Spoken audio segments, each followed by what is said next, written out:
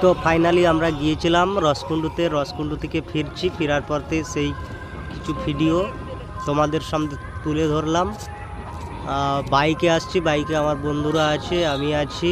Bike আমি নিজেই driving করছি, তো বাইক চালাচ্ছি নিজেই এবং ওদেরকে বলছি সাবধানে।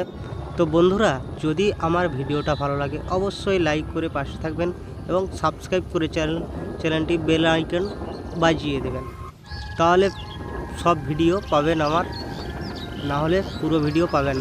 আর এই রকম ভিডিও পেতে দেখতে থাকুন আমার চ্যানেলটি মনোজিৎ পাল। তবে আমি গাড়িটা এত জোরেই চালাচ্ছিলাম, বন্ধুরা আমাকে সবসময় বলছে গাড়িটা একটু আস্তে চালা, কেন কি গাড়ির স্পিড আছে এখানে 60-এর উপরে সবসময়।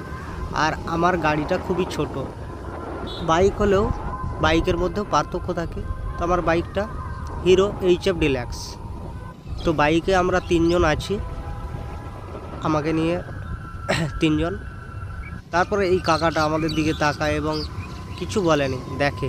তারপর আরও বাইক আসতে থাকে, সাইকেল আসতে থাকে, গাড়িও আসতে থাকে এবং দেখতে থাকুন সেই ভিডিও। আমার বন্ধু গাড়িটার উপর থেকে ও ক্যামেরাটা করছিল এবং ওর হাত কাঁপছিল, ও বলছে খুবই আস্তে চালা।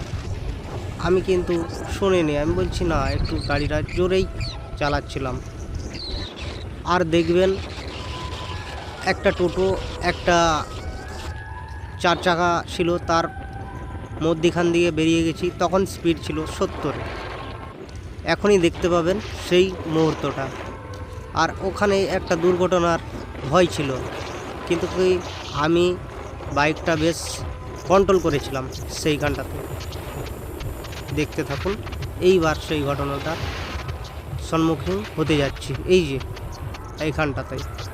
আর আমার বন্ধুরা সব ভয় খেয়ে যায় এবং তারপরেও আরও স্পিড আমার বাড়াতে থাকে।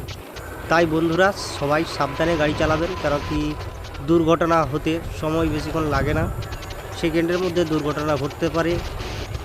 তো সবাই সাবধানে থাকবেন, সাবধানে গাড়ি চালাবেন।